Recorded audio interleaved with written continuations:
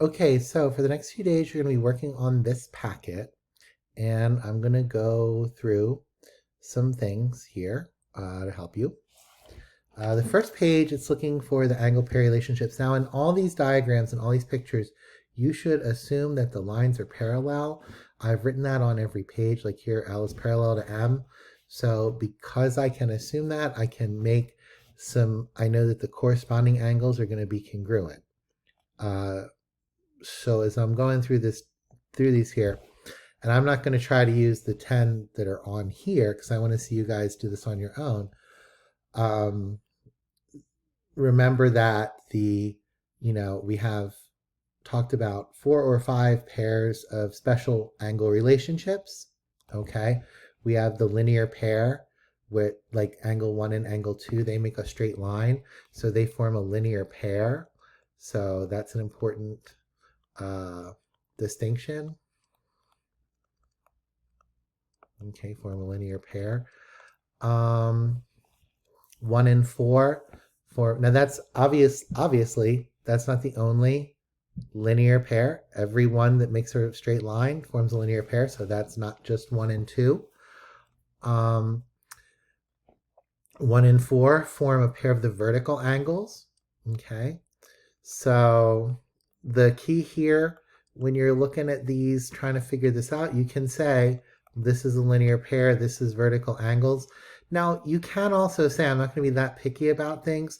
If you're not sure what the relationship is, but you know they're congruent, you can say 1 and 4 are congruent because they're a linear pair. Now, where things get tricky is some of these ones that ask you to compare and make a relationship in this set with this set. So those were some of the ones we talked about today, the alternate interior, alternate exterior angles. So for instance, the pair, let me see here. Yes, sorry. The pair 1 and 8, they form alternate exterior angles because they're on the exterior and they're on opposite sides of the transversal. So see, one's on the left of the transversal, 8's on the right, and they're outside the 2 parallel lines. So they're the alternate exterior angles.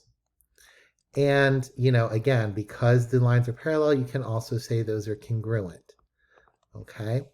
And then we also had 1 and, I guess I skipped one there, 1 and 5 make the corresponding angles. And the key again, because they're congruent, because the lines are parallel, 1 and 5, those corresponding angles are congruent. So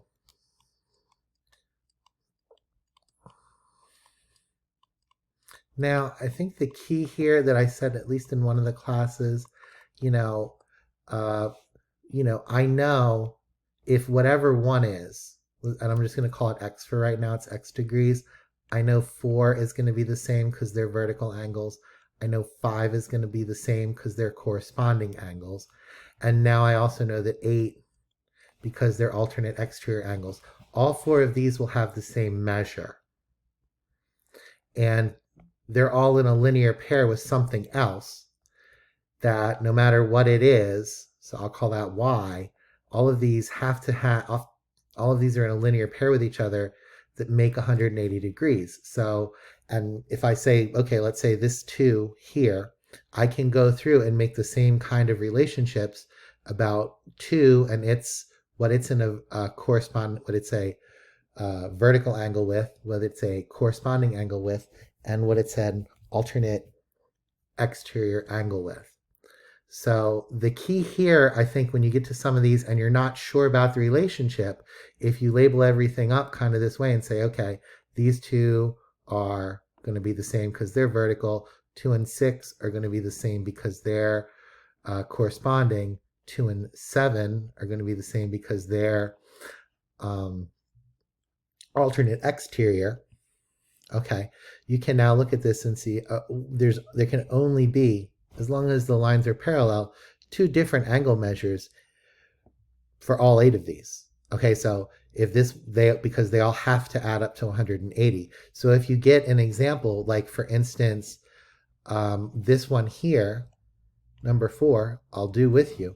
3 and 5, they don't have a special relationship that we've defined yet. Okay? But because of this idea that, well, 1 and 3 have a special relationship, they're a linear pair, they'll add up to 180 degrees. So then this angle 5 that has the same measure as angle 1, we don't have a name for this relationship yet, but since it has the same measure as angle 1, then 3 and 5, since they have the same measure, they must also be supplementary.